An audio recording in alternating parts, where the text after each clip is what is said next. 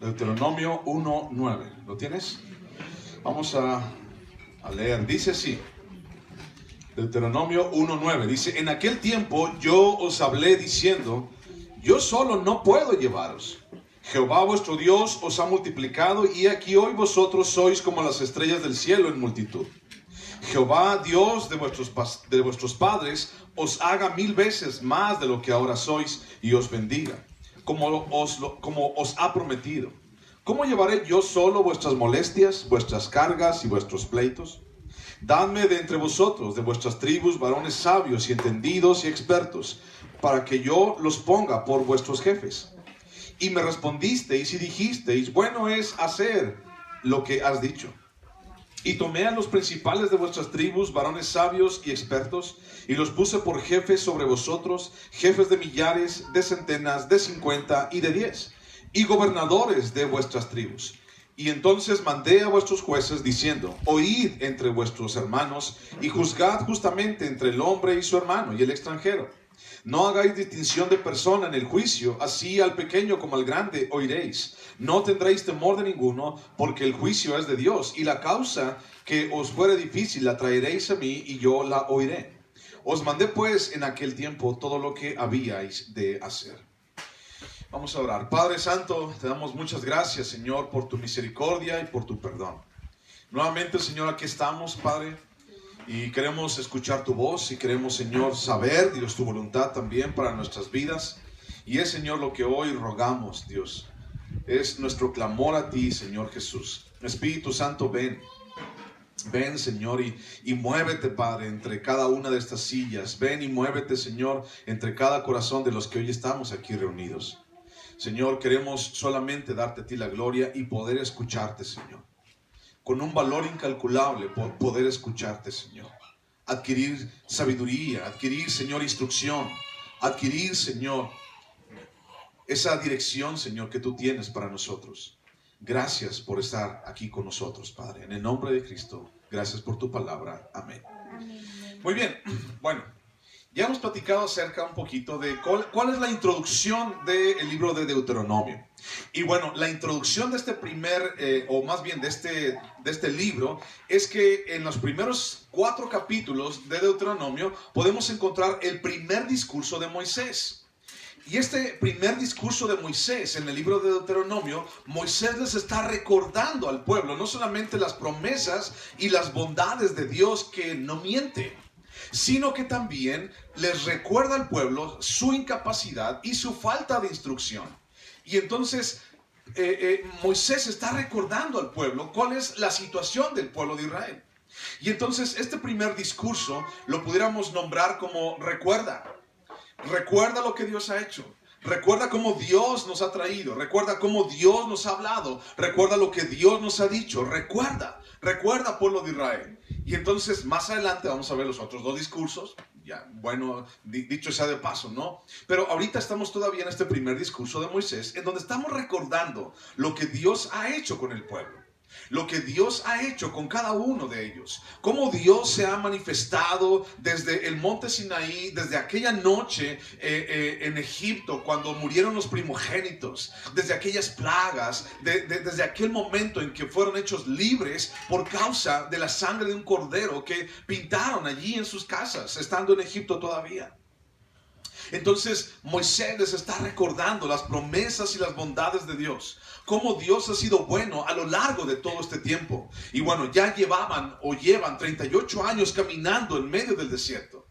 2 años prácticamente allí debajo del monte Sinaí. Y ahora ellos veíamos la semana pasada, están hasta acostumbrados al desierto, ¿no? Están acostumbrados a ese lugar y tal vez, como decíamos hace 8 días, ya es bastante el tiempo que has estado allí. Entonces ahora quiero que tú salgas adelante, quiero que tú camines.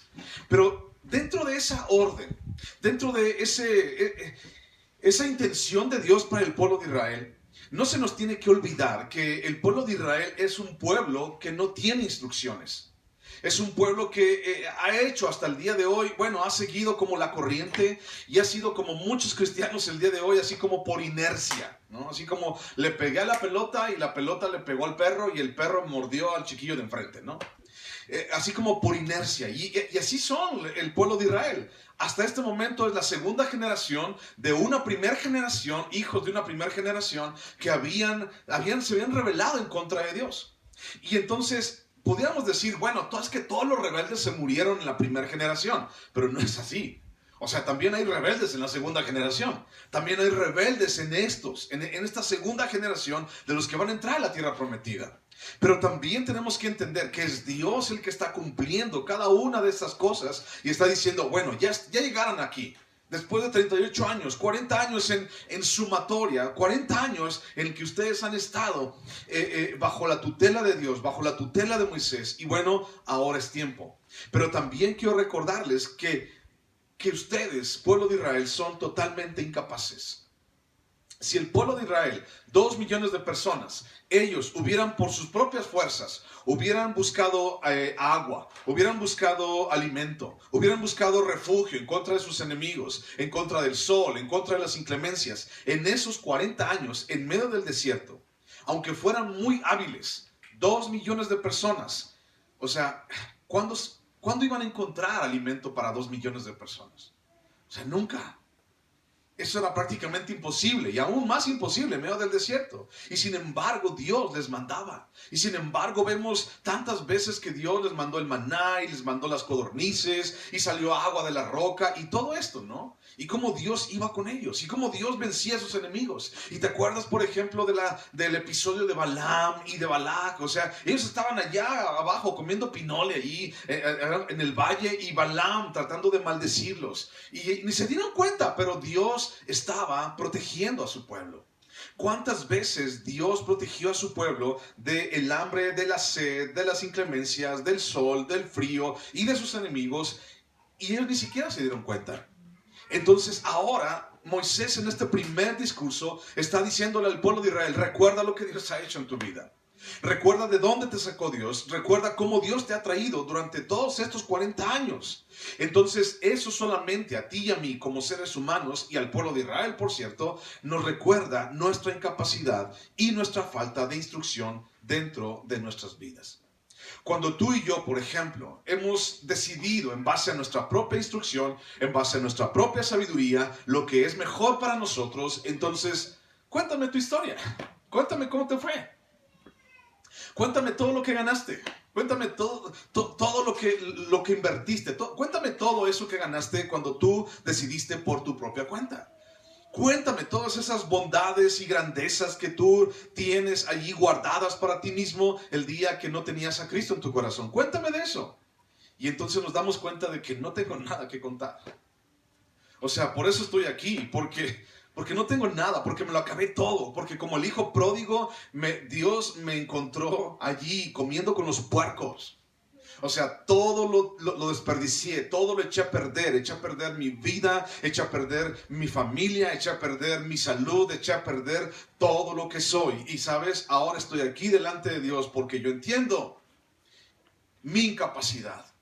Porque entiendo que me hace falta instrucción a mi vida. Porque entiendo que ahora en la palabra de Dios puedo encontrar esa capacidad y también esa instrucción y guía para mi vida.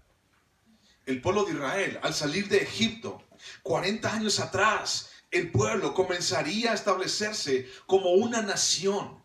El pueblo de Israel empezaría a consolidarse como una comunidad espiritual.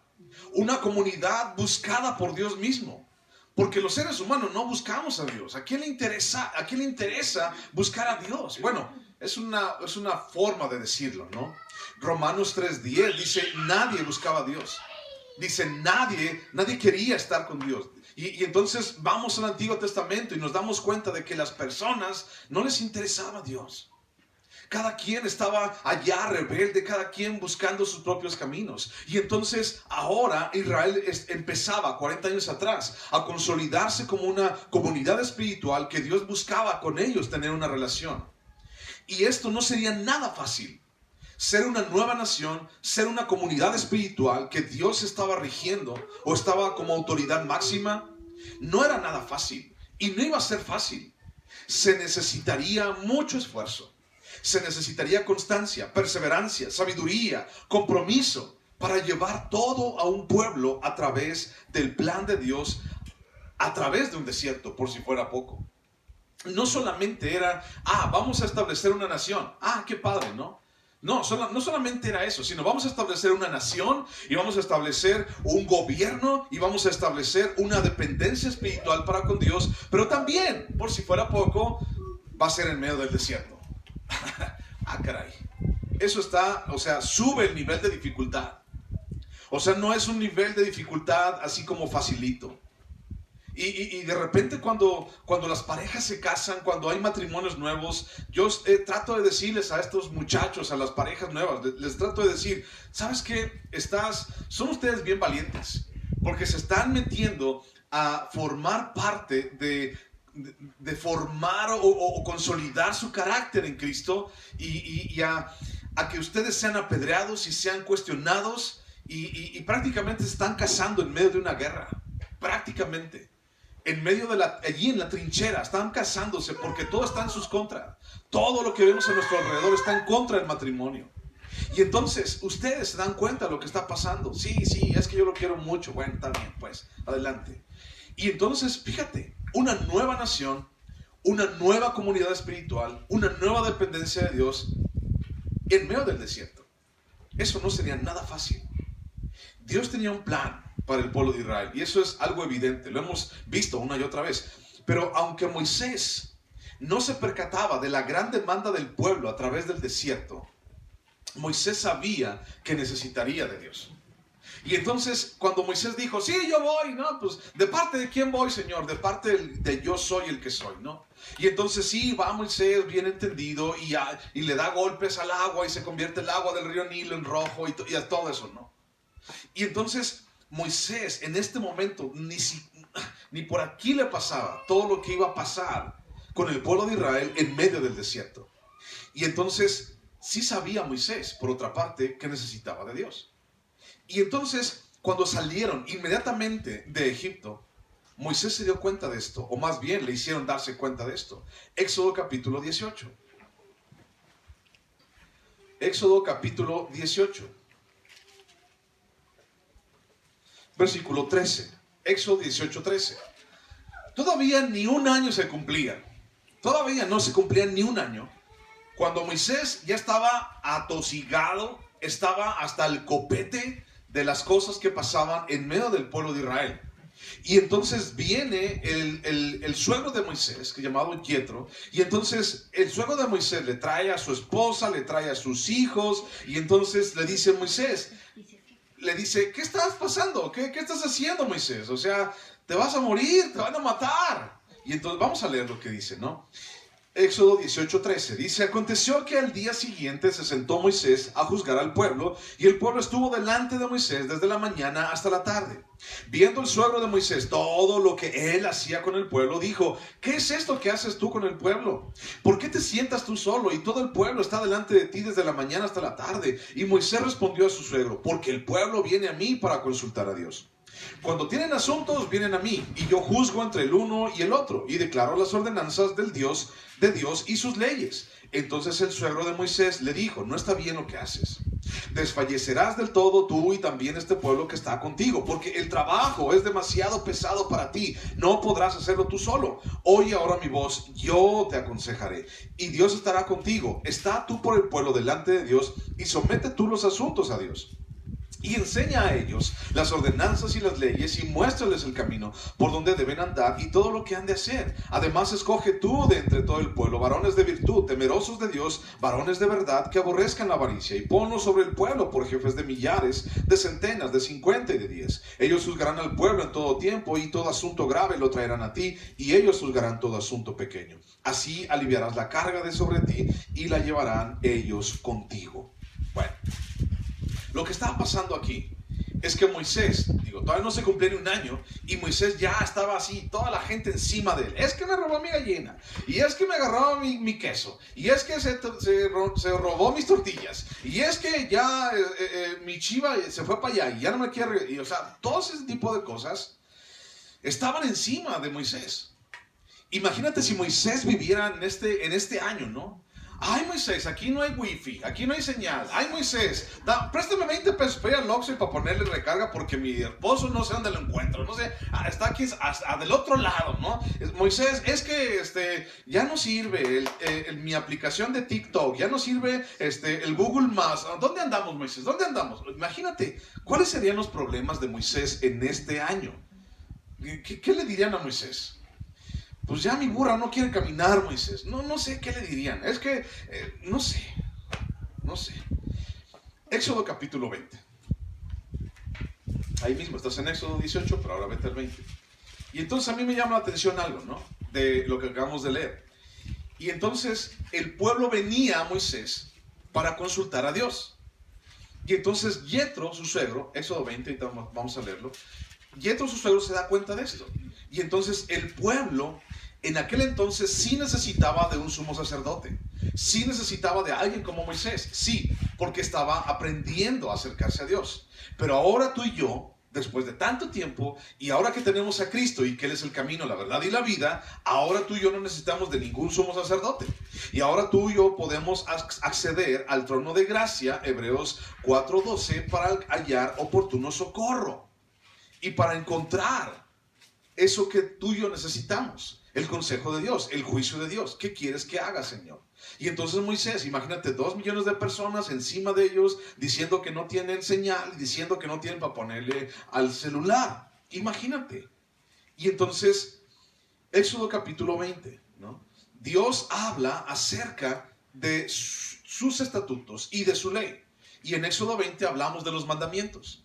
Y entonces está Dios allí en el monte Sinaí, y entonces el monte se llena de temblor y se llena de una nube grande, y la presencia de Dios está allí en el monte Sinaí, y Dios hablando con Moisés y dándole la ley.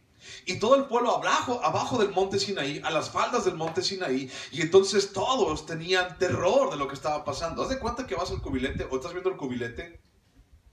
Quitando lo que hay encima, que ya sabes que hay. Y entonces imagínate que Moisés está hasta la cumbre, ¿no? Y todo el pueblo está aquí abajo en el valle. Y todos viendo como una nube grande y rayos y centellas y temblores cada vez que hablaba Dios. Y entonces el pueblo tuvo miedo. Dice versículo 18, todo el pueblo observaba el estruendo y los relámpagos y el sonido de la bocina y el monte que humeaba. Y viéndolo el pueblo temblaron y se pusieron de lejos. Y dijeron a Moisés, habla tú con nosotros y nosotros oiremos, pero no hable Dios con nosotros para que no muramos. Y Moisés respondió al pueblo, no temáis, porque para probaros vino Dios y para que su temor esté delante de vosotros, para que no pequéis. Entonces el pueblo estuvo a lo lejos y Moisés se acercó a la oscuridad en la cual estaba Dios. Entonces, ¿quién era el que consultaba? Era Dios el que consultaba. Perdón, Moisés consultaba a Dios, y entonces Moisés traía la palabra de Dios para el pueblo. Pero esto no era sano. Y vemos en la historia que Moisés escoge 70 hombres entre todas las 12 tribus. Y estos 70 hombres le iban a ayudar a hacer juicio delante del pueblo de Israel. Más adelante, ya al término del libro de Números, vemos que parte también de estos jueces o parte de estos príncipes del pueblo de Israel también llegaron a pecar, también llegaron a murmurar, y también su corazón estaba bien entenebrecido e insatisfecho con lo que estaba pasando con el pueblo de Israel en el desierto. Y entonces, recuerda, es una nueva nación, es un nuevo pueblo, es una nueva relación con Dios, y aún en el desierto. Entonces busca Deuteronomio capítulo 8. Deuteronomio capítulo 8.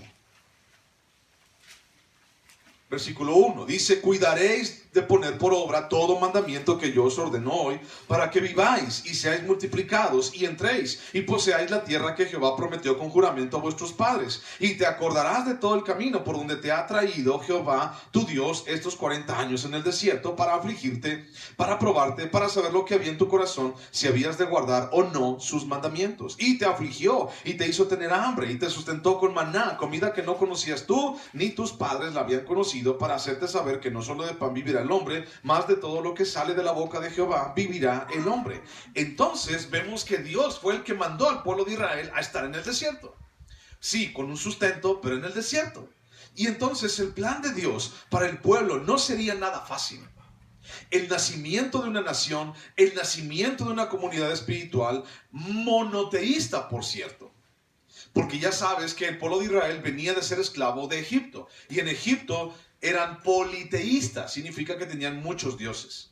Y entonces iban a entrar a una tierra, la tierra de Canaán, en donde los cananeos eran también politeístas. Y todas las demás naciones alrededor de ellos eran monoteístas. Perdón, politeístas, tenían muchos dioses. Y solamente el pueblo de Israel sería monoteísta, tendría un solo Dios.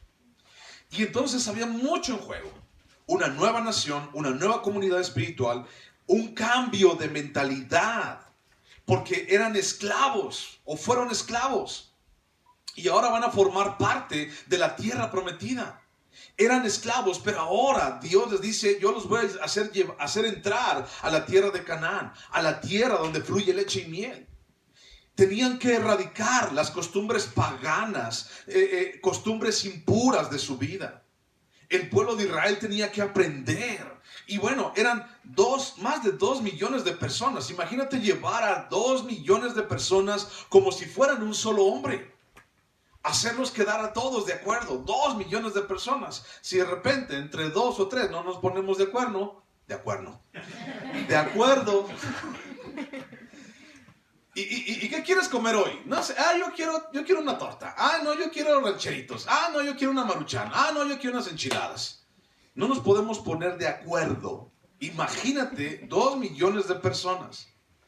Tratar como si fueran uno solo. Vámonos todos para allá. Ahora vámonos todos para acá. Ahora vamos a esperar. Ahora nos vamos a levantar. Organizarlos como un ejército disciplinado para conquistar la tierra prometida. Enseñarles a acercarse a Dios mediante el tabernáculo. Organizar el tabernáculo. Promover la santidad entre el pueblo. Dictar y hacer valer las leyes de Dios. Despertar la esperanza en el pueblo cada día.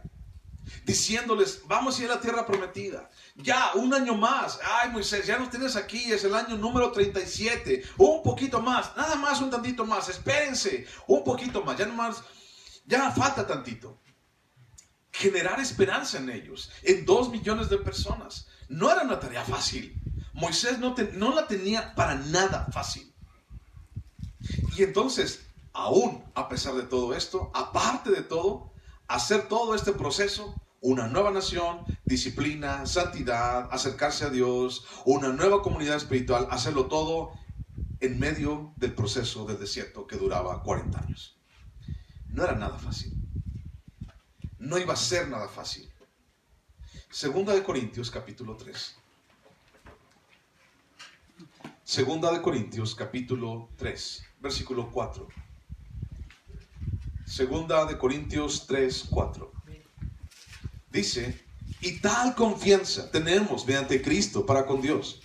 No que seamos competentes por nosotros mismos para pensar algo como de nosotros mismos, sino que nuestra competencia proviene ¿de quién? De Dios.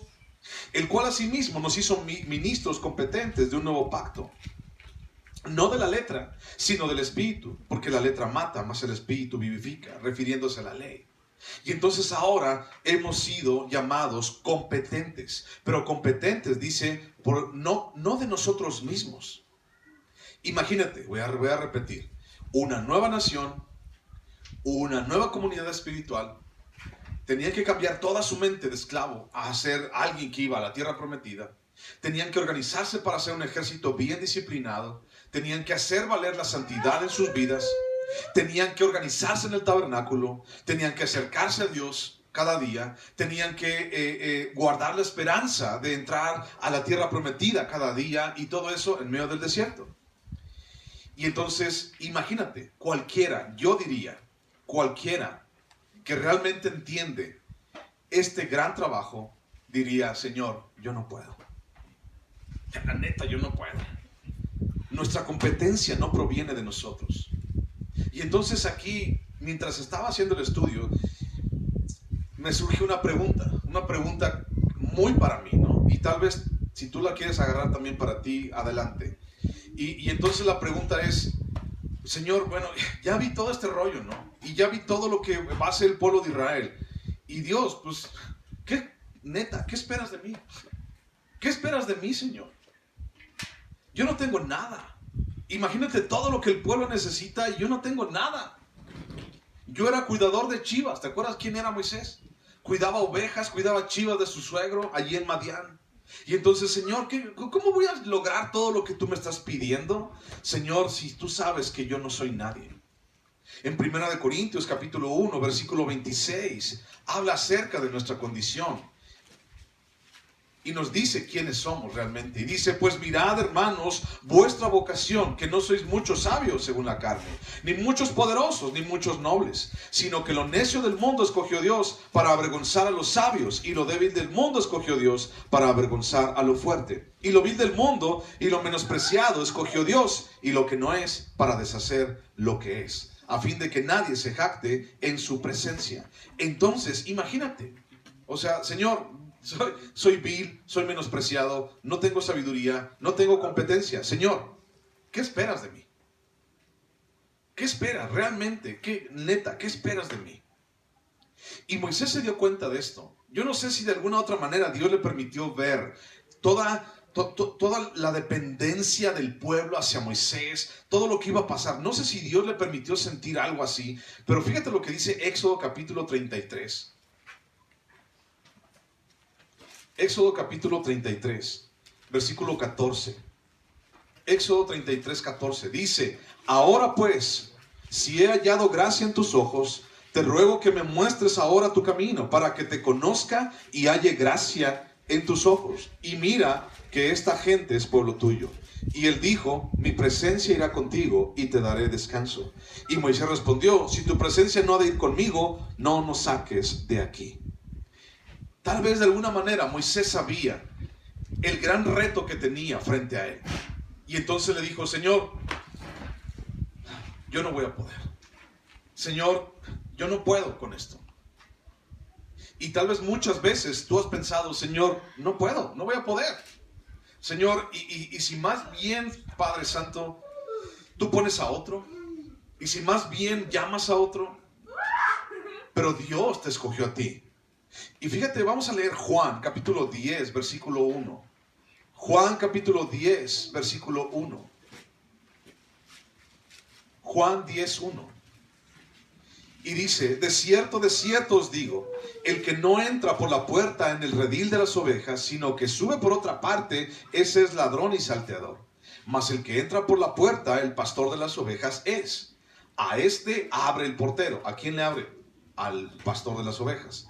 Y las ovejas oyen su voz. ¿La voz de quién? Del pastor. Y a sus ovejas llama por nombre y las saca. ¿A quién le habla por nombre? ¿Quién está hablando? El pastor. Y cuando ha sacado fuera todas las propias, va delante de ellas y las ovejas le siguen porque conocen su voz. Mas al extraño no seguirán, sino oirán de él, porque no conocen la voz de los extraños. Esto me ha llamado mucho siempre la atención, este pasaje. ¿Cómo es que un pastor de ovejas conoce a cada una de ellas? ¿Cómo es que un pastor conoce y aparte les pone nombre? Bueno, a veces le ponemos nombre a cada cosa que entendemos, ¿no? Esta plantita se llama Raúl, esta otra plantita se llama José, le ponemos nombre a todo, pero lo que quiero dar a entender es cómo Dios, o sea, está bien 2, 3, 4, 5, 20 ovejitas, pero ya después de la 21, yo creo que ya ni te acuerdas de cómo se llama. A ver tú, Chano, Juan, a ver tú, vente para acá, ¿no? Ya ni te acuerdas de quién es. Pero aquí el buen pastor está hablando de que él conoce a todas las ovejas por su nombre. Y entonces dice, yo estaré contigo. Y no solamente eso, sino que te conozco por nombre. Conoces mi nombre. Y entonces no vas a escuchar la voz de alguien más, sino mi voz. Entonces Dios me conoce. Y eso es importante. Eso me alienta, eso me ayuda. Pero también Dios me conoce. Y conoce mis pensamientos, y conoce mis caminos, y conoce mi corazón, y conoce mi nombre. Y entonces, otra vez, lo reitero, Señor, conoces mi camino, conoces mi corazón, conoces mi nombre. O sea, ¿qué esperas de mí? Neta. Ya me conoces todo. ¿Qué puedo yo ocultarte? ¿Qué puedo yo decirte algo que tú no sepas, Dios? Me conoces totalmente. ¿Qué esperas de mí? Y bajo esta introducción vamos a leer el versículo 9 de Deuteronomio. Y entonces dice, en aquel tiempo, dice Moisés, yo os hablé diciendo, yo no puedo llevaros. Moisés está diciendo, ¿sabes qué? Yo no puedo. Yo no puedo llevarlos a todos ustedes. Son 2 millones de personas y hay muchos retos por delante. Yo no puedo llevarlos. Y entonces Moisés está reconociendo que es incompetente en sus propias fuerzas. Moisés está entendiendo, Moisés está dándose cuenta de que él es incompetente y de que no va a poder hacer nada si Dios no está con él. Y por eso dice en Éxodo 33, Señor, yo quiero que tú vayas conmigo. Señor, yo quiero que tú vayas delante de mí. Señor, ya me conoces. Hasta conoces mi nombre. Señor, y conoces mi corazón. Señor, ¿qué esperas de mí si sabes que no puedo? El gran suceso del nacimiento de Israel como una nación, como una comunidad unificada bajo el pacto de Dios, aún como un grupo de gente guiados por Dios, unidos por Dios, sostenidos por Dios, necesitaba una total dependencia de Dios. Y aún en el desierto, pues mucho más. Escucha esto, la mayor incompetencia del ser humano es sentirse competente por él mismo, sin Dios. Dejando a Dios fuera de tu vida. Los seres humanos nos sentimos competentes en muchas ocasiones por lo que yo puedo hacer, por lo que yo tengo, por mis cuentas en el banco, tal vez por mis palancas, tal vez por mi carácter, tal vez por mis contactos, tal vez porque soy muy carismático, tal vez, no sé. Los seres humanos hemos llegado a sentirnos sumamente competentes. Pero el ejemplo que vemos aquí de Moisés es que él dice, Señor, yo no soy competente por mí mismo. Señor, yo no puedo llevarlos a todos ellos, Dios, a través del desierto. Señor, es un desierto. Dios, ¿te das cuenta? Es un desierto. Y dice Dios, sí, ya sé que es un desierto y yo te voy a mandar para allá. Yo los voy a mandar. Ya te compré el boleto, Moisés. 40 años vas a pasar allí. Moisés, yo te lo compré. Señor, ¿te das cuenta del gran reto que me estás poniendo por hacer? Señor, tengo 80 años, Dios. ¿Qué onda con esto? O sea, ya no puedo, ya me arden los pies, ya la varis me duele todos los días, Señor. Ya no tengo dientes, Señor. Padre, ayúdame porque no puedo. El nervio asiático, Señor, me da lata todos los días. Y no hay ningún colchoncito soñare para que me quite, Señor. Me voy a acostar en el desierto vil, Señor, en la arena, allí me voy a acostar. Señor, ¿te das cuenta? ¿Y quieres que camine 40 años más? Señor, ¿qué onda? La neta, Dios, ¿qué esperas de mí? Si yo hubiera sido Moisés, le hubiera dicho eso. Señor, ¿qué esperas de mí? ¿Qué esperas que haga? ¿Qué esperas de mí, Señor? Si tú sabes que soy incompetente, si tú me conoces, mi corazón y mis caminos y todo, ¿qué esperas de mí, Señor? Y tal vez Dios contestaría igual que contestó al pueblo de Israel, igual que le contestó a Moisés, igual que hoy te contesta a ti. Quiero que dependas de mí. ¿Qué esperas? ¿Qué esperas de mí, Señor? Yo espero que dependas de mí. Eso es lo que espero, lo único que espero. No puedo hacer esto, yo lo sé. Por eso te escogí. Quiero que dependas de mí. No puedo hacer aquello. Yo lo sé. Solo quiero que dependas de mí. Es que no entiendo, no tengo entendimiento aquí. Yo lo sé. Solo quiero que dependas de mí. Señor, ¿qué esperas de mí? Que dependas de mí. Eso es lo que quiero. Porque la mayor incompetencia del ser humano es sentirse competente por sí mismo. Y Moisés dice, Señor, ayúdame. Señor, yo no puedo. Versículo 10 y 11. Y dice, Jehová vuestro Dios os ha multiplicado. Y he aquí hoy vosotros sois como las estrellas del cielo en multitud. Jehová Dios de vuestros padres os haga 1000 veces más de lo que ahora sois y os bendiga como os ha prometido. Y entonces la pregunta sigue siendo la misma. Señor, ¿qué esperas de mí? Me conoces mi corazón, mis caminos, mis decisiones. ¿Conoces quién soy? Señor, neta, ¿qué esperas de mí? Y Dios te dice, espero que dependas de mí. Es lo único que quiero, que dependas de mí. Porque la dependencia a Dios siempre va a llevar un fruto. Porque Dios no miente. Y porque Dios siempre cumple sus promesas. ¿Estás de acuerdo? Fíjate, vamos a Romanos capítulo 1. Romanos capítulo 1. Versículo 21. Dice, Romanos 1, 21. Dice, pues habiendo conocido a Dios, no le glorificaron como a Dios, ni le dieron gracias, sino que se envanecieron en sus razonamientos y su necio corazón fue entenebrecido.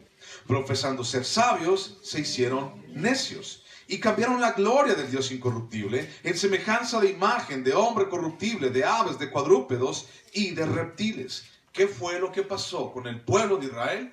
Dice, los que habían conocido a Dios no le glorificaron, no le dieron gracias. Y entonces, ¿qué fue lo que pasó? Dios los entregó a una mente reprobada. La gente no quiere depender de Dios. Ahora, me surge una pregunta de aquí en Romanos.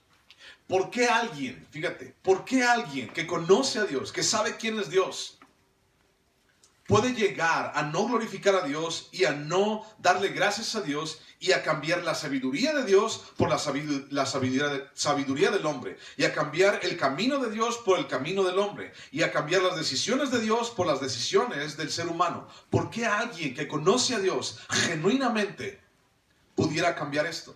¿Por qué? Bueno, tal vez la respuesta sea por desesperados, porque no sé esperar. Pero a final de cuentas, la dependencia a Dios siempre lleva fruto. Y la dependencia a Dios siempre lleva una promesa cumplida.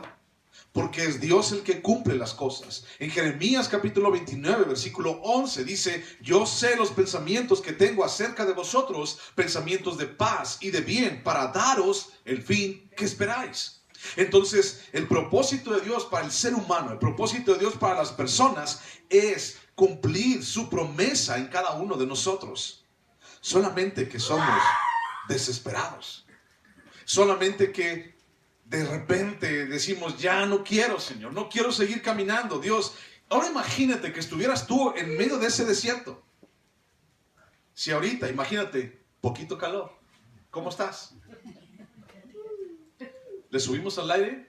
Aunque sepa a canela y a pinole. ¿Así le dejamos? Sí, hay que, como dice, hay que tomarlo por el lado bueno, ¿verdad? Ya va a llegar un día en que no vamos a tener canela ni pinole, pero bueno. ¿Por qué la dependencia a Dios da fruto en mi vida? Porque Dios no miente y porque Dios cumple. En Josué capítulo 23, versículo 14, Josué, el discípulo de Moisés, está recordando al pueblo de Israel quién es Dios. Josué 23, 14 dice, y he aquí que yo estoy para entrar hoy por el camino de toda la tierra.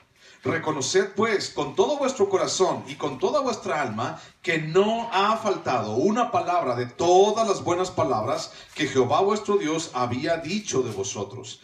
Todas os han acontecido, no ha faltado ninguna de ellas. ¿Qué es lo que Dios ha hecho con el pueblo de Israel? Cuando vemos ahí el libro de Josué, ya al término, el pueblo de Israel ya se les repartió la tierra. Están ya en la tierra de Canaán. Y dice Josué, Dios nunca ha faltado a ninguna de sus promesas. Todo, exactamente todo lo ha cumplido. Porque Dios no miente. Y Dios nunca olvida lo que dice. A mí se me puede olvidar, a ti se te puede olvidar. Pero Dios no olvida lo que dice. Versículo 12 de Deuteronomio. Versículo 12. Y dice Moisés, ¿cómo llevaré yo solo vuestras molestias, vuestras cargas y vuestros pleitos? ¿Cómo llevaré yo solo vuestras cargas, vuestras molestias y vuestros pleitos? Qué interesante lo que dice Moisés. Y entonces dice, Señor, ¿cómo voy a hacer yo solo esto? Señor, el pueblo tiene molestias. ¿Cómo voy a hacer yo algo solo con esto? Señor, el pueblo tiene tantas cosas, Señor. Tiene pleitos entre ellos. Señor, ¿yo cómo voy a poder con todo esto? Son 2 millones de personas, Señor. A veces me levanto con este calor, Señor, que ni siquiera yo me aguanto. ¿Y cómo quieres, Dios, que yo aguante 2 millones de personas? Señor, ¿cómo lo haré yo solo? Y aquí hay algo que tenemos que aprender. Escucha bien. La soledad no es buena. La soledad no es buena. En 1 Corintios 15:73 dice, las malas conversaciones corrompen las buenas costumbres. 1 Corintios 15:33. Las malas conversaciones corrompen las buenas costumbres. Y eso pudiéramos decir, bueno, es que ese versículo me está diciendo que yo no me junte con la chusma. Así como Kiko, ¿no? Que yo no me junte con la chusma porque doña Florinda, mi mamá, me va a decir que ya todos me influenciaron, mis amigos, y bueno, ya no me junto con todos aquellos que me hacen perder el tiempo, porque ya entendí que las malas conversaciones, ya no me junto con ellos, con la chusma. Pero hay otra chusma. Cuando yo estoy solo, te voy a hablar de mí. Cuando yo estoy solo, cuando tentativamente no tengo nada que hacer, cuando estoy solo, es cuando tengo los pensamientos más feos de mi vida. No sé tú, yo. La soledad no es buena. Cuando estoy solo, es cuando escucho mi propio corazón. Cuando estoy solo, es cuando escucho mis propios pensamientos. Y Jeremías 17:9 dice que mi corazón es perverso, malo, engañoso. Y a veces la gente dice, es mejor estar solo que mal acompañado. Dicen por ahí, ¿no? Bueno, ya me quité las malas compañías, tal vez, pero tampoco puedes estar solo. La gente habla de, es mejor la soledad porque, pues, no, o sea, por él me van a pegar a mí, o por él me van a decir cosas a mí. Dice la gente, pero mi corazón es más perverso que la propia gente. ¿Qué se puede esperar de mí mismo? ¿Qué puedo esperar yo de mí mismo en mi soledad? ¿Sabes? En mi soledad, esperar algo de mí mismo, no puedo esperar nada de mí mismo. Mi corazón es perverso.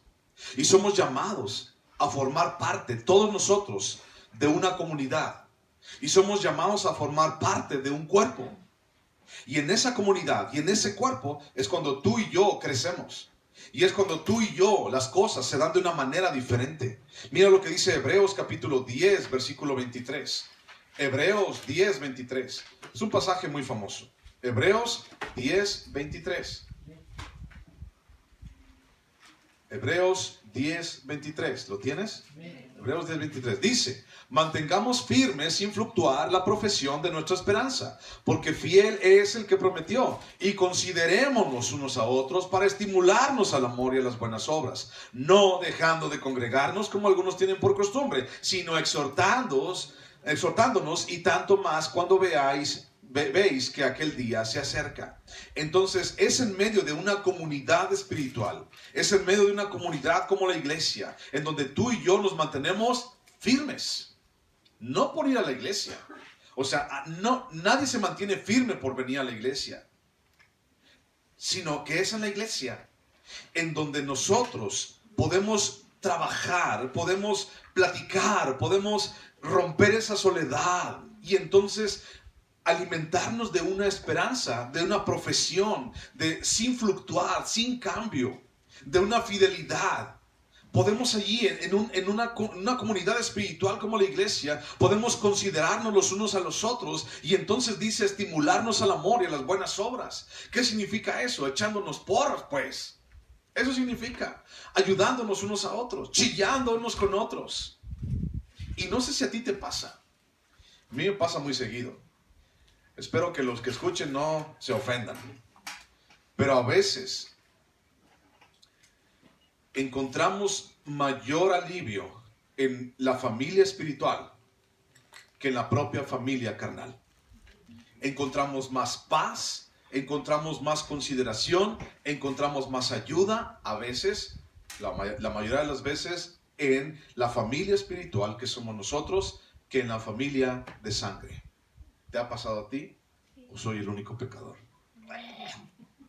Y el 25 dice, no dejando de congregarnos, como algunos tienen por costumbre. Dice, ¿porque en dónde? ¿Por qué? ¿Por qué no quiero dejar de congregarme? Ah, pues porque en la iglesia, porque en la congregación, dice, nos exhortamos, y nos ayudamos, y nos consideramos, y oramos unos por otros, y nos ayudamos a mantener firmes sin fluctuar la profesión de nuestra esperanza.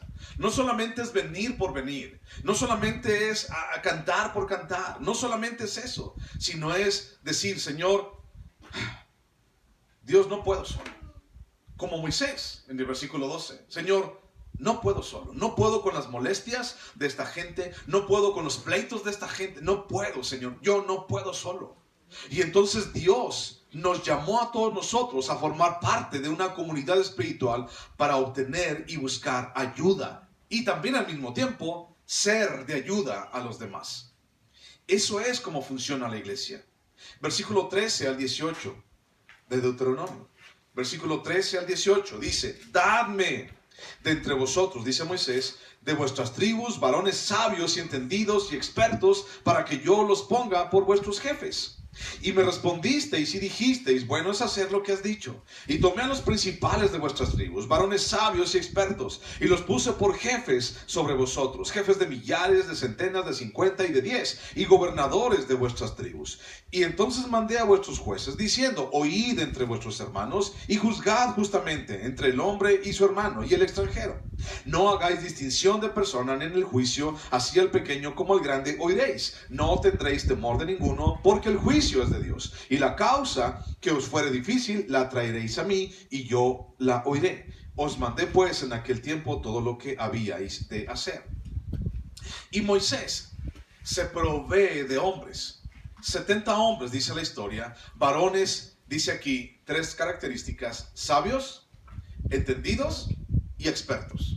3 características. Ahora, si pudiéramos buscar de alguna manera esas 3 características en la gente: un varón sabio, entendido y experto, ¿quién pudiera decir: he aquí soy yo? ¿Quién pudiera decir? Y si alguien lo dijera, te diría: bueno, tu competencia ni siquiera proviene de ti mismo, es Dios el que te da. Varones sabios, entendidos y expertos. Los problemas de la comunidad y la tarea de llevar a esta gran multitud a la tierra prometida creó una necesidad de nombrar líderes para ponerlos como jueces. En el hebreo, la palabra sabio es una palabra que se traduce como hakam, y es alguien prudente. O sea, sabio es lo mismo que prudente. Alguien que es entendido es la palabra bin en hebreo, y es la palabra que se traduce como separar mentalmente. Es muy interesante eso, ¿no? Sabio es prudente en hebreo. Entendido es saber separar mentalmente. Eso es lo que dice, saber separar mentalmente. Y la última, ser experto, es la palabra yadá en hebreo, que significa alguien que es conocido. O sea, experto es traducido como alguien que es conocido. Y entonces, ¿qué me da a entender esto? Bueno, realmente alguien experto, ¿quién puede serlo? Realmente alguien sabio, ¿quién puede serlo? Y entonces, si lo ponemos a la luz de estas palabras en hebreo, entonces tienes que buscar hombres prudentes. ¿Qué significa un hombre prudente? Un hombre prudente es aquel que sabe tomar decisiones. Es aquel que sabe enfrentar las cosas, y es aquel que sabe callar cuando tiene que callar. Escucha cuando tiene que escuchar y calla cuando tiene que callar, aún delante de Dios. ¿Quién es un hombre entendido? Alguien que sabe separar mentalmente. Esto fue muy interesante.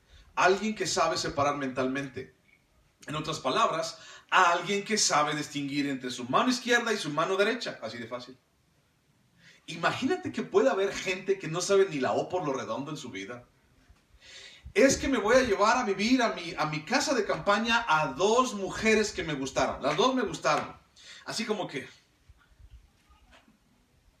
a ver, ¿cuál es tu izquierda? A ver, ¿cuál es tu derecha? Sí sabes cuál es tu ojo izquierdo y tu ojo derecho, ¿verdad? Sí sabes cuál es lo negro y cuál es lo blanco, ¿verdad? Nos sorprenderíamos de cuánta gente a lo largo de la historia, y en las iglesias, y cristianos, no saben ni siquiera separar mentalmente una cosa de la otra. El bien del mal, lo negro de lo malo, lo limpio de lo inmundo. Te sorprendería. Te sorprendería la gran cantidad de decisiones tontas que muchas veces nosotros hemos llegado a hacer. ¿Sí o no? Y en ese momento, pues ¿qué tiene? ¿Qué tanto es tantito, no? En ese momento, pues ¿quién igual ni quiere se entera? ¿A quién le hago daño? Y en ese momento, pues no me va a pasar nada, ¿no? Y entonces en ese momento tomamos la decisión, ni siquiera nos dimos cuenta, no supimos separar mentalmente las consecuencias, ver los pros y los contras, no supimos, solamente así, como dice, nos dejamos llevar como el borras, ¿no? Primero hacemos y después averiguamos, a ver qué pasa después. No, dice, hombres que sepan mínimo saber entre su mano izquierda y su mano derecha. Mínimo saber quién es Dios y quién es el enemigo. Mínimo saber y identificar, que sepan identificar la palabra de Dios y el camino de Dios y el camino del mal. Mínimo que lo sepan entender. Y la tercera es expertos. Y entonces cuando hablamos de expertos, a lo mejor es algo que queda muy lejos de nosotros. Pero experto es traducido como alguien que es conocido. Conocido como que alguien que es reconocido. Para poder entenderlo es alguien íntegro. Alguien en quien es confiable dentro de la comunidad. Alguien que le dices, oye, te encargo mi coca bien helada, con hielitos, no te la vais a tomar. Ahorita vengo. Y voy. Y regreso. Y ahí está la coca. Bien fría, bien helada y con hielitos. No se la tomó. O tal vez se la tomó, pero la volví a llenar. No sé. Pero me la regresó. Ese es alguien confiable. Y no solamente algo así, ¿no? Sino también alguien en quien puedas confiar tu vida. Y piensa, no veas para ningún lado, pero ¿a quién le pudieras confiar tu vida? Y no solamente tu vida física, sino tu vida espiritual dentro del pueblo. ¿A quién realmente pudieras entregarle tu vida espiritual? ¿A quién se la pudieras confiar? ¿A quién realmente de la iglesia pudieras decirle todos tus pecadillos, tus pecadotes y tus pecadísimos? Y que sabrías que no te juzgaría, sino que más bien te ayudaría.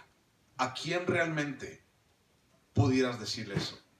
Ese es un hombre que es llamado experto o conocido. Así es traducido. Alguien en quien puedes confiar. Alguien confiable. Credulidad. Alguien que nos da paz. La sabiduría proviene de Dios. ¿De acuerdo? El entendimiento lo desarrollamos en el camino de Dios. Porque antes, cuando apenas empezamos a conocer a Dios, a veces, lo voy a decir así, no sabíamos ni la diferencia entre mi mano izquierda y mi mano derecha. Es una alegoría. No sabía la diferencia entre qué era lo bueno y lo malo. Y en el transcurso, en el camino, me he estado dando cuenta de qué es bueno y qué es malo. Entonces, la sabiduría proviene de Dios. El entendimiento lo desarrollamos en el camino de Dios. Y la integridad y el respeto. O tal vez, ya en Nuevo Testamento, mi testimonio, los encontramos en la humildad delante de Dios. Señor, aquí estoy. Señor, no puedo. Señor, ve tú, hazlo tú, Señor. Yo soy insuficiente, yo soy incapaz. En pocas palabras, Moisés buscó hombres bien chipocludos, ¿sí? Eso fue lo que buscó Moisés, realmente. Moisés buscó hombres, los cuales nunca se equivocaran. Bueno, no habla mucho acerca de la vida particular de estos hombres. Pero si nos vamos a la historia de la iglesia primitiva, o nos vamos a la historia de David, o nos vamos a la historia en toda la Biblia, ninguno de ellos buscó hombres perfectos, moralmente intachables. Ninguno de ellos los buscó. Más bien David buscó hombres que buscaran depender de Dios. Y es allí en la dependencia de Dios, en donde Moisés vio que había fruto, y en donde Moisés vio que había oportunidad. Consciente e intencionalmente, la dependencia a Dios puede ser enseñable. Y eso es lo que buscamos dentro de la iglesia. Y eso es lo que yo busco también como particular, como pastor, como amigo, como hombre dentro de la iglesia. Hombres enseñables. No hombres perfectos. No hombres sin tacha alguna, sino hombres enseñables. Y porque esa palabra enseñable significa que les podemos enseñar, que podemos ir a la palabra y que ellos van a recibir la palabra y con toda humildad. Y entonces no porque sea palabra de alguien, sino porque es palabra de Dios. Y Moisés buscaba repartir responsabilidades con personas idóneas y competentes. Y una vez más, ¿de dónde proviene mi competencia? Mi competencia proviene de Dios. Y si te das cuenta, a esos hombres los puso como jueces. Y dice, van a ser imparciales, no se van a dejar sobornar, no se van a dejar dar mordidas por nadie. Y entonces van a decidir, así como con el extranjero, también con el natural, van a decidir de una manera justa. Y entonces los puso, esto también me llama la atención, como jefes de millares, de centenas, de 50 y de 10.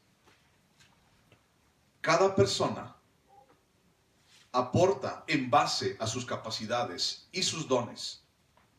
Y no importa si estaban sobre 10 o si estaban sobre 1000. Todos ellos eran importantes porque contribuyen a la comunidad. Ninguno es excluido. Era importante el que estaba encima de 10 y era importante el que estaba encima de 1000. Dios, en base a mis capacidades, entonces nos permite tener en base arriba de 1000, arriba de 50, arriba de 100 o arriba de 10. Muchas veces hemos confundido esto con, y es que el llamado es para que yo tenga o para que yo sea o para que, wow, o sea, bien grandísimo. No, eso no es el llamado. El llamado es ve y predica mi palabra, eso es todo, nada más. Y en base a nuestras capacidades. Vamos a leer los últimos pasajes. Tito capítulo 3, versículo 3. Tito capítulo 3, versículo 3. Tito 3:3 dice, porque nosotros éramos en otro tiempo insensatos, rebeldes, extraviados, esclavos de concupiscencias y deleites diversos, viviendo en malicia y envidia, aborrecibles y aborreciéndonos unos a otros. ¿Quiénes éramos? O sea, no servíamos para la obra, la neta. No servíamos para trabajar para Dios. No servíamos porque éramos aborrecibles, esclavos de concupiscencias, extraviados, rebeldes, viviendo en malicia. Eso éramos todos nosotros. Luego dale la vuelta a la hoja. Una vueltecita, nada más, una sola hojita. Y tienes ahí el libro de Filemón. Y entonces, Filemón, capítulo 1, solamente hay un capítulo, versículo 8. Y dice Pablo a Filemón, su amigo, dice, por lo cual, aunque tengo mucha libertad en Cristo para mandarte lo que conviene, más bien te ruego por amor, siendo como soy, Pablo, ya anciano y ahora además prisionero de Jesucristo, te ruego por mi hijo Onésimo, a quien engendré en mis prisiones, el cual en otro tiempo te fue inútil, pero ahora a ti y a mí nos es útil. Yo antes, sin conocer de Dios, era inútil. Y sigo siendo un inútil. Porque mi competencia no proviene de mí, sino proviene de Dios. Moisés lo reconoció. Moisés lo entendió. Moisés sabía que necesitaba de Dios en medio de toda esta transición del pueblo de Israel. ¿Qué pasa con nosotros? Que nosotros necesitamos de Dios. Que necesitamos depender de Él más que de nosotros mismos. Cada uno de nosotros tiene que morir a nuestra propia dependencia. Y tenemos que aprender a depender de Él en sus tiempos, en sus formas y en sus modos. Porque Dios no miente y porque Dios cumple cada una de las cosas que Él ha prometido. Somos desesperados, eso sí. Y por eso muchas veces nos vamos para otro lado. Pero sabes, el día de hoy, no te vayas para ningún lado. Busca, espera, aguanta, entrena, ora y espera lo que Dios tiene para ti. ¿De acuerdo? Oramos. Ponte en pie, por favor.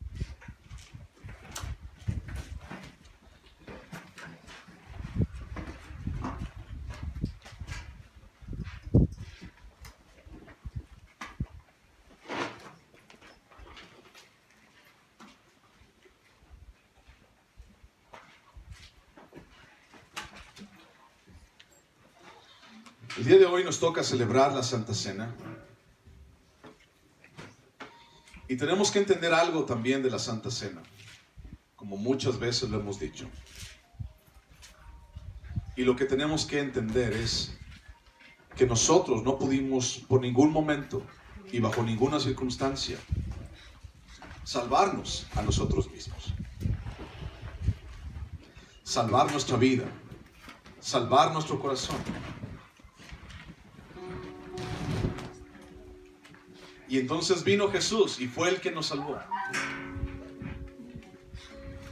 Y entonces vino Jesús y fue él el que murió. Y entonces vino Jesús y pagó el precio.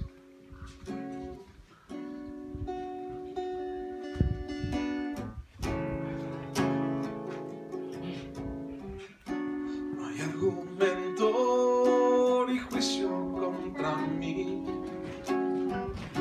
Él con su sangre me vino a redimir. Libre de condenación, ya no soy más un deudor. Él ha pagado la deuda por mí. Yo era culpable y me otorgó el perdón. Manto de gracia de pronto me cubrió. Mis pecados él borró y mi cuenta canceló. Él ha pagado la deuda por mí. Y ahora soy libre, esclavo por amor, precio de sangre. Jesús por mí pagó y ahora soy libre, esclavo por amor, precio de sangre. Jesús por mí pagó, él marcó mi corazón.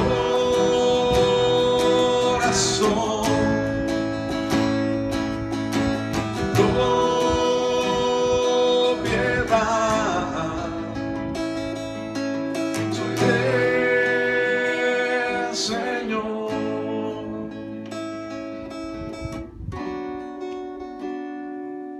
Te invito a que pases por los elementos, por el pan, por el jugo. Y mientras estamos pasando, también le voy a decir a todos aquellos que se van a bautizar, que se vayan poniendo ya, que se alisten, porque de aquí nos vamos a ir a realizar el bautismo.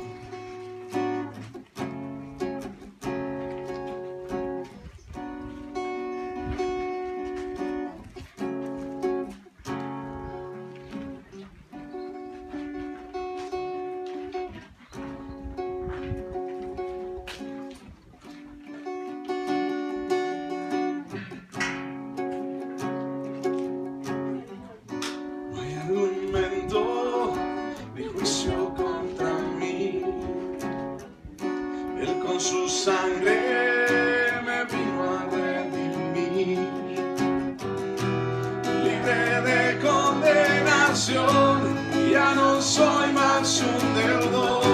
Él ha pagado la deuda por mí. Yo era culpable y me otorgó el perdón. Manto de gracia de pronto me cubrió.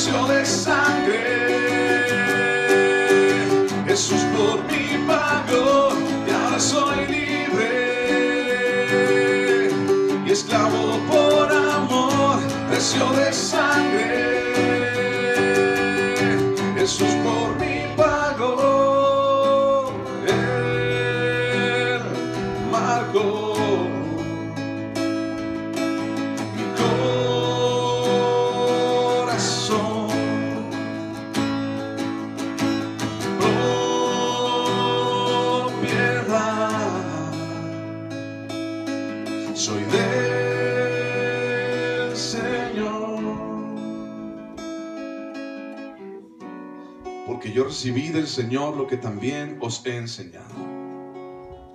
Que el Señor Jesús, la noche que fue entregado, tomó pan.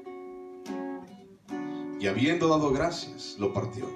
Y dijo: tomad y comed, esto es mi cuerpo, que por vosotros es partido. Haced esto en memoria de mí. Señor Jesús, hoy todos juntos aquí recordamos, Dios, lo que tú hiciste, Padre, en la cruz por nosotros.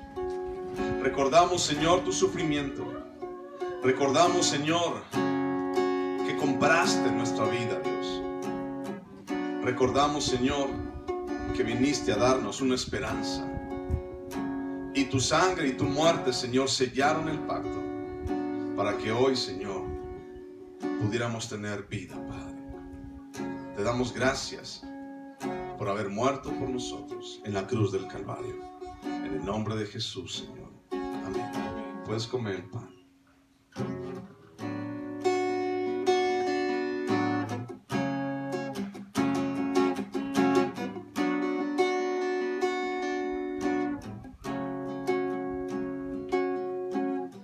Asimismo, tomó también la copa después de haber cenado, diciendo: esta copa es el nuevo pacto en mi sangre. Haced esto todas las veces que la bebiereis en memoria de mí. Así pues, todas las veces que comiereis este pan y bebiereis esta copa, la muerte del Señor anunciáis hasta que Él venga. Señor Jesús, derramaste tu sangre en la cruz del Calvario. Señor Jesús, tu sangre me ha hecho libre. Señor Jesús, tu sangre pagó el precio. Y hoy, Señor, te damos gracias. Y hoy, Señor, nos acercamos a ti. Señor, gracias por tu sangre. En el nombre de Jesús. Amén, Señor. Puedes tomar el jugo.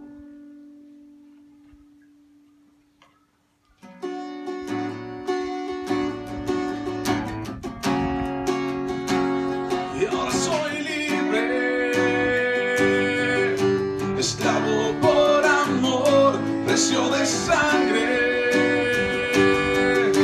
Jesús por mí pagó, ahora soy libre y esclavo por amor, precio de sangre, Jesús por mí pagó, Él marcó mi corazón.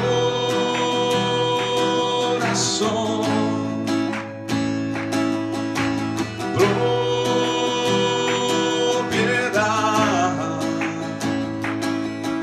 soy del Señor.